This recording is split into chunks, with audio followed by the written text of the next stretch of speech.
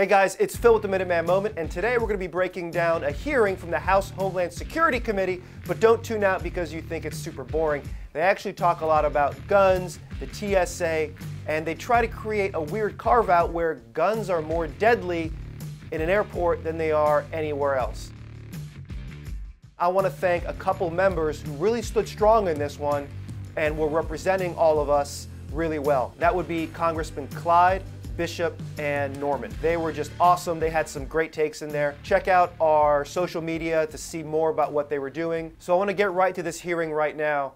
And the first part is Congressman Clyde from Georgia asking a really simple question. And that's for the people who are sponsoring this bill to define a pretty serious term. There's a part in here that talks about minimum civil monetary penalties for egregious violations involving a firearm. Now, what is an egregious violation? All right. The bill says there's a $5,000 fine for any violation in which the administrator of TSA determines or otherwise is egregious, including if the firearm is of a nature or type that poses a greater risk to aviation security than firearms typically identified at passenger screening points. What's the definition of that? What is a firearm that poses a greater risk to aviation security than a firearm normally identified at a screening point? As well, the same thing is asked about ammunition. Identified with ammunition that is of a nature or type that poses a greater risk to aviation security than ammunition typically identified at passenger screening points. What kind of ammunition are we talking about? There's no definition here. Other than what is obvious as a more dangerous weapon or perhaps ammunition, we thought it best to leave it to the TSA to establish what it felt to be a greater threat and to categorize it as such.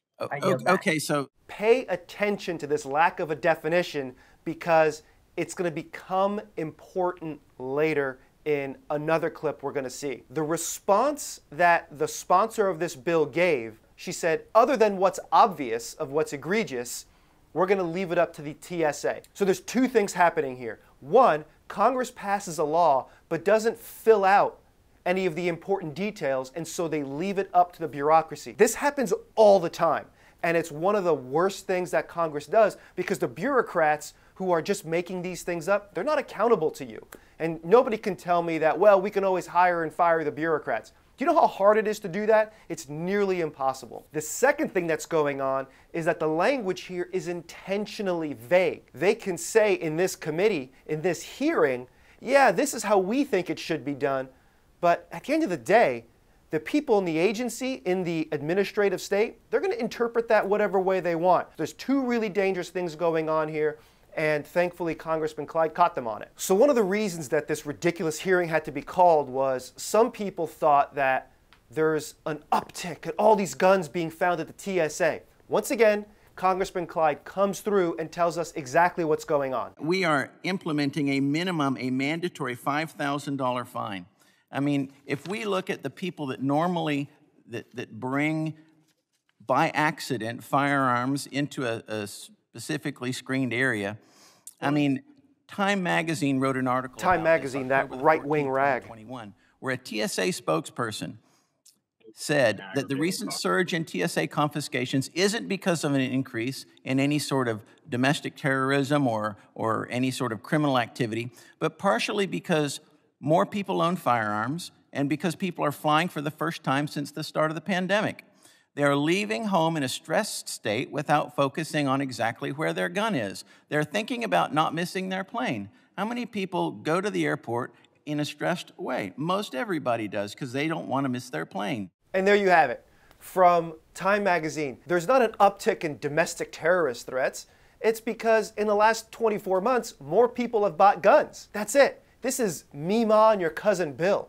All right? This isn't like some nefarious plan, but they're using this as a pretext to create a fake fight over guns at the TSA, and it's simply not even a problem. And this next clip is of someone who I think we should take very seriously. In recent times, it's a very, very serious issue for someone to get on a plane with a fire, or attempt to get on a plane with a firearm And whatever we need to do to continue to make our domestic or international, for that matter, commercial airliners as safe as possible. Think of what could happen when some of the disruptive passengers stand up and start screaming or attacking the flight attendants. I mean, we could have a horrible problem in the air. So I understand, Mr. Clyde, I understand your concerns, but this is just too serious a matter for us to act as if, we forgot a toothbrush or something. I mean, I have never accidentally brought my toothbrush on an airplane. Wow, I am totally blown away. That was a coherent, well thought out argument, and quite frankly, I'm convinced, because that made a lot of sense. Like, it's even hard to take somebody like that seriously at this point. And yet there he is, able to influence the outcome of legislation. Okay, so next up, we're gonna see a clip of somebody who admits to having bad breath and probably a mouthful of cavities too. Innocent people who simply forget that they had their gun in their carry-on luggage. Although for someone like me, I could probably forget my toothbrush, which I have. I'd never forget a gun. All right, so confirmed, we're breaking news today that Congresswoman Coleman does have bad breath and most likely cavities. Thank you for admitting that. That must have been difficult for you. Do people like this even own guns? Do you want to wager on that? And you don't need to own a gun to have an opinion about guns. I do think that owning a gun would have added some sort of like a qualitative aspect to her viewpoint on carrying a gun or the possibility of bringing one accidentally to an airport. I just thought that was a funny clip. And for some reason, these guys get into the 3D printing aspect of all of this. They want to create sort of like a boogeyman around 3D printed guns, guns you make at home. And that matters, right? Because if they can pass this legislation and demonize 3D printed guns more, it creates a public perception that 3D printed guns are somehow more dangerous or more nefarious or only used by criminals relative to your typical serialized gun that you might buy at an FFL. That's what they're trying to do. So watch this clip and see the language they use, because we're going to be seeing a lot more of it. Serial number when required by law, not innocent. Two, have been manufactured using additive layer manufacturing, commonly known as 3D printing.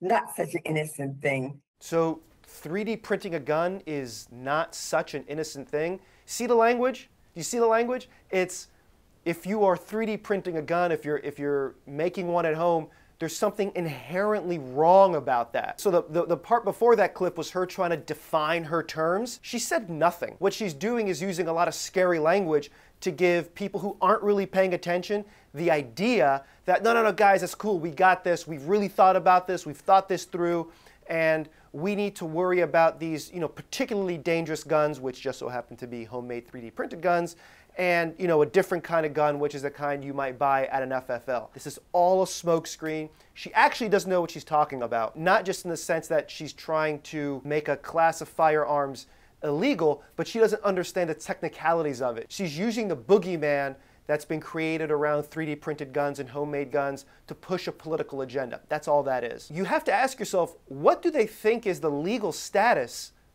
of a 3D printed gun? Well, here's the answer to that. For the record, ghost guns are illegal, and that's part of that 3D manufacturing. Ghost guns are illegal, and that's part of that 3D manufacturing. That's it. That's all you got to know about that. They think this is illegal, or he knows it's not, and he wants to create an environment in which people think it is illegal. And so if they think it's illegal, they're not going to want to touch it. A big part of what we're trying to do here, what you all are trying to do, is make guns more socially accessible and acceptable to the larger public.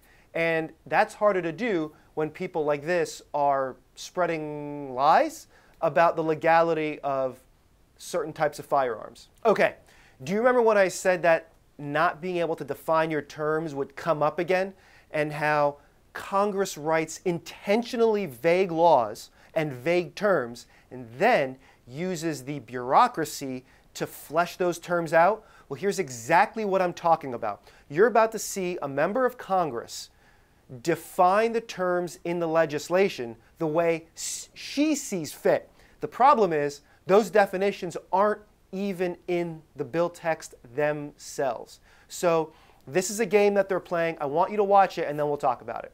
By TSA with a gun at a checkpoint or caught with a firearm that is exceptionally dangerous would be subject to a minimum civil penalty.